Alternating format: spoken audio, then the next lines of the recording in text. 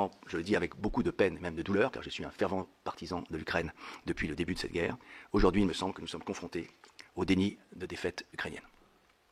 Une défaite invisible encore, ou peu visible, comme il est de règle dans la guerre de position, où on ne voit pas de champ de bataille. Enfin, la guerre de position ne permet pas de bataille de rencontre, en quelque sorte.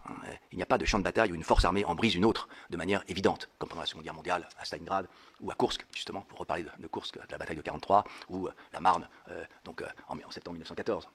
Je me permets de prendre un exemple. Si on avait réuni un groupe d'experts, entre guillemets, journalistes, historiens, militaires, dans un pays neutre, disons à la fin du mois de septembre 1914, et qu'on leur avait demandé quel était leur diagnostic sur la situation. Et supposons qu'un historien comme moi ait dit à ce moment-là, je crois que l'armée allemande a perdu la guerre, septembre 14.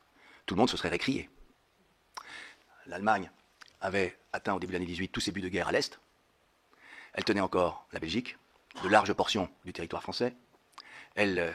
Nulle part le front allemand n'avait été réellement percé. L'armée allemande se battait et se battait bien.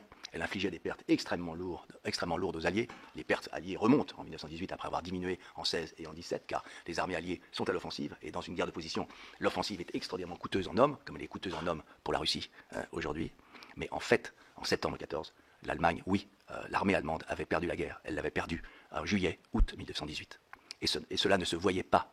Cela se voyait si peu que les Alliés, qui étaient pourtant à l'offensive et repoussaient comme un mur l'armée allemande, ne pensaient pas finir la guerre avant 1919.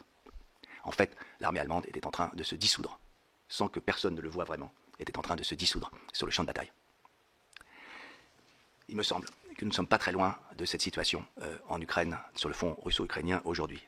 Et cette défaite ukrainienne, notre rhétorique, l'éloigne de nous autant que nous le pouvons, avec vigueur, parce qu'évidemment, derrière cette défaite, c'est notre défaite